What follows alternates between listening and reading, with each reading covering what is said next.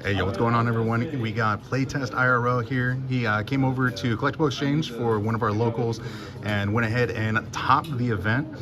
So what deck were you playing today? Just before we start the shout out, I just want to shout out to Force Ant. He's the guy behind the camera. He does Edison content for all of the Inland Empires.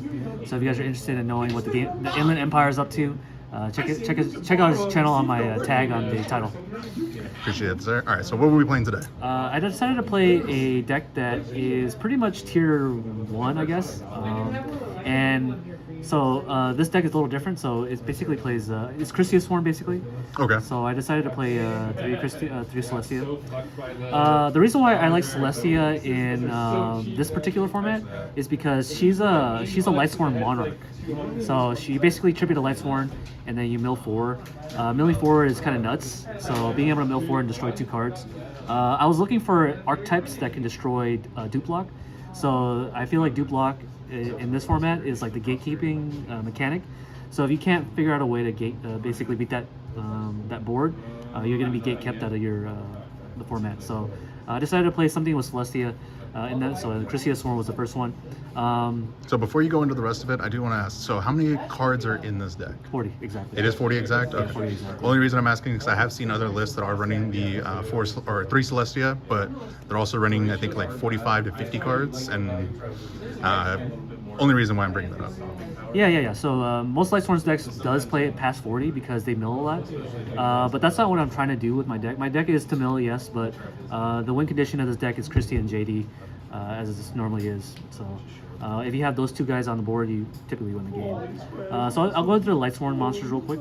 I only play these Lightsworns. So these Lightsworn, I only play one of every other ones basically. I don't want to have too many different the same names, because if you mill copies of them, they don't do anything. So you just want to have one of each copy of it. CelestiaSworn normally doesn't play wolf, and the reason why I only play 1 wolf as opposed to 3 is because I want to decrease the sack of this deck and make it more consistent. A lot of people like Lightsworns for their ability to sack their opponent. I'm trying to go for a more consistent strategy, I suppose, and so having only 1 wolf is good enough. Playing 3 wolf means that you have to play 3 solar recharge, and I don't agree with either or. So in this deck, there's no solar recharge in this deck. Oh, really? Yeah, I think Soul Recharge is an okay card in Lightsworns, because you have a lot of Lightsworns, you can just pitch it off your hand. But it's one of those cards where you can't activate that card unless you pitch a Lightsworn out of your hand. And sometimes there's hand where you don't draw a single Lightsworn, or you don't even mill any Lightsworns. Or even if you do mill a Lightsworn, they're not in your hand to mill, that you can discard out the Soul Recharge. My last round opponent was playing Lightsworns, and he had to set Soul Recharge because he had no other Lightsworns. He was trying to bluff me, but I don't play that card, and because I don't play that card, I play less bricks in my deck. And this deck already plays enough bricks as it is. And I think Soul Recharge kind of adds on to the brick of Lightsworns. So in this deck, there's only 1 wolf, and if you're playing 3 wolf, play 3 Soul Recharge. But if you're playing 1 wolf, then it's fine because you can randomly mill him with Foolish Burial or with the milling effect. Okay. Argus is amazing. Yes, fantastic card and completely annoying. Yes. They can't soul exchange this guy or brain control this guy, and if they brain control a different monster and stack for Caius, Caius can't target this guy. So Caius has to target itself. So it basically shuts off or circumvents the brain control play, where they take a different monster that isn't a Lightsworn and then sacrifice for Caius, whatever, and they can't target this guy. So it's really strong. In the mirror match, you want this guy too, because their Illumina can't revive any Lightsworns out of the graveyard. So having this guy pretty much stops Illumina. That's an interaction that very few people know about. But the reason why I play 3 Celestia is because both she's a fairy, and I play also the Raikos as well, to basically sacrifice for. So the opening hand you want to have is always a hamster or a Raiko, and a protection for these guys, where you can flip the Raiko and mill 3 and destroy something, and then sacrifice Celestia. It's much like Caius, where you sacrifice the Raiko for the Caius to banish something. But in this deck, it's basically Celestia is the Monarch.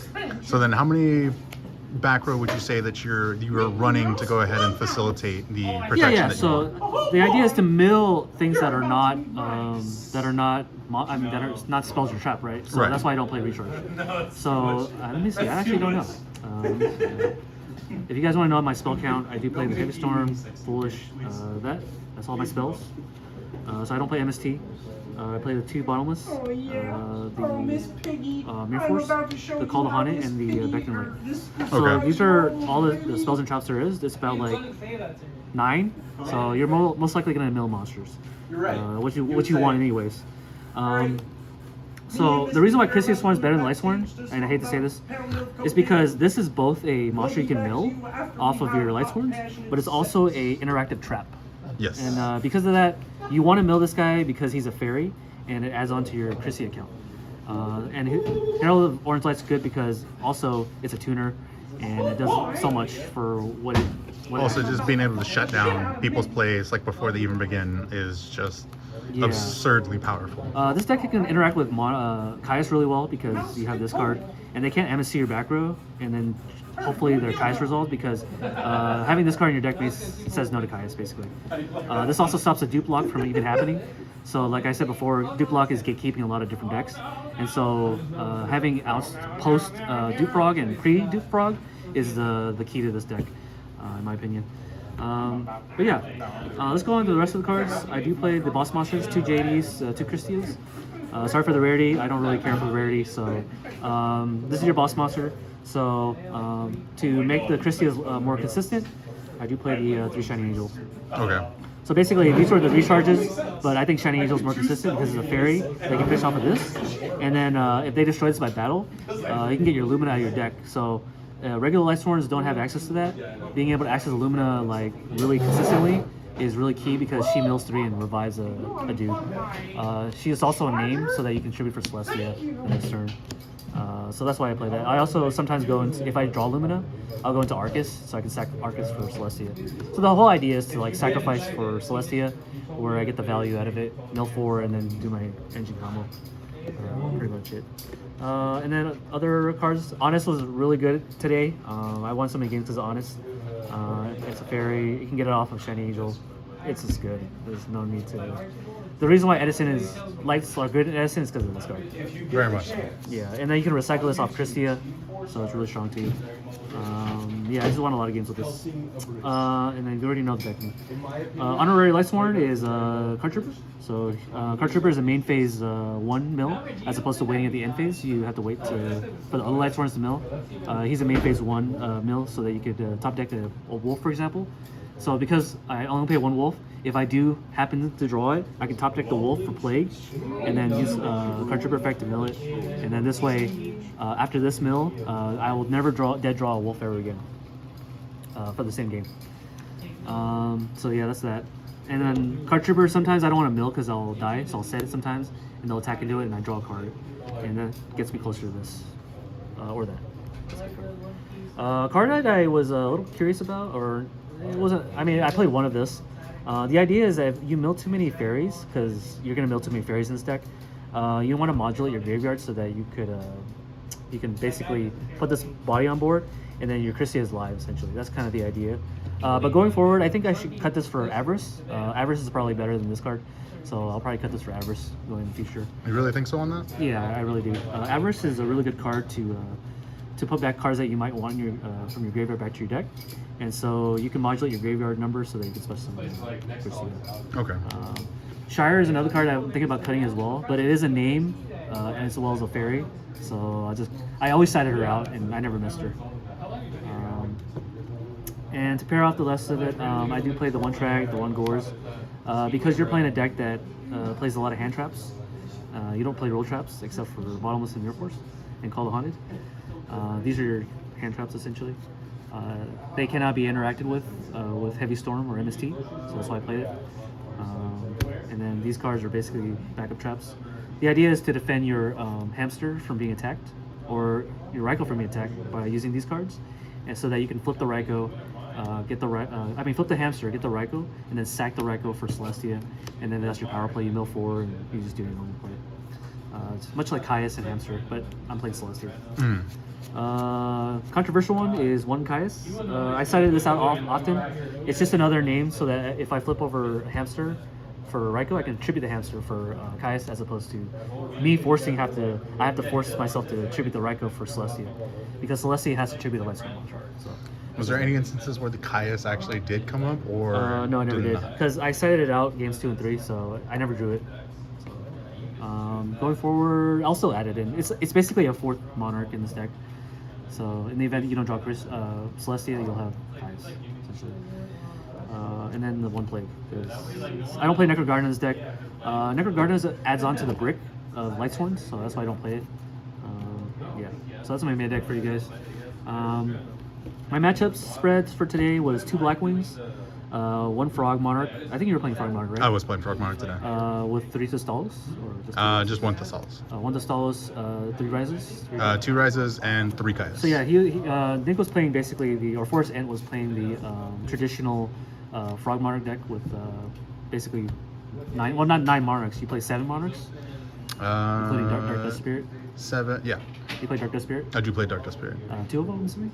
Just 1. Okay, just so the 1. 2 Blackwings, a Frog Monarchs that plays the traditional in Battle Fader, I'm assuming? You don't play Battle Fader? No Battle Fader. Okay, so all traps. And then I played Lightsworn in the finals. So that was my matchup spread. This deck has a really good matchup against the Blackwings because, you know, it does 1-for-1s. It kind of plays like Vayu Turbo in a way because your Raikou does things.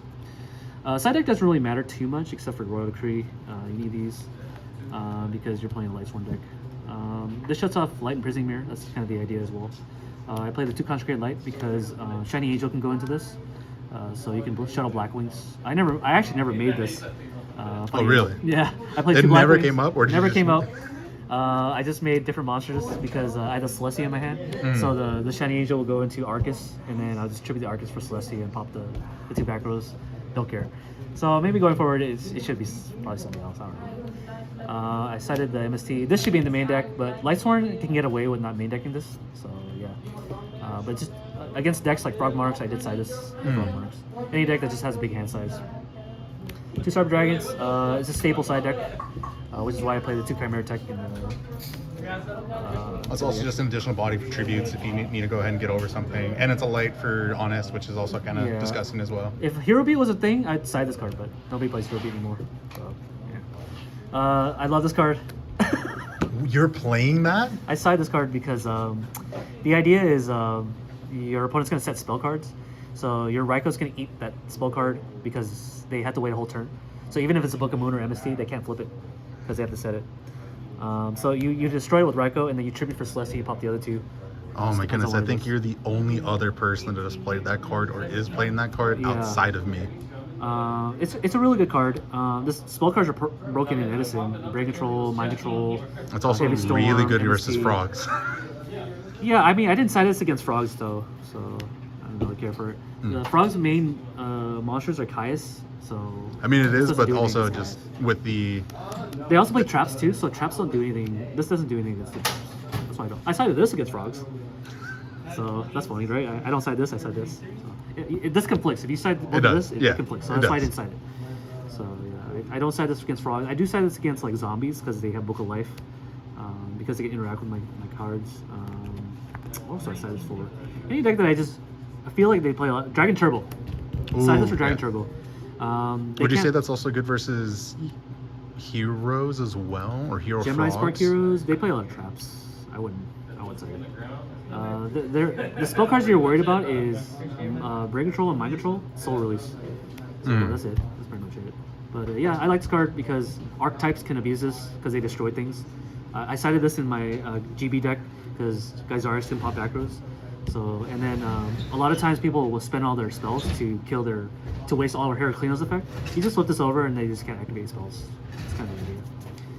I side Aaron. I don't main deck Aaron. I only side this for frogs if they do the soft dupe block.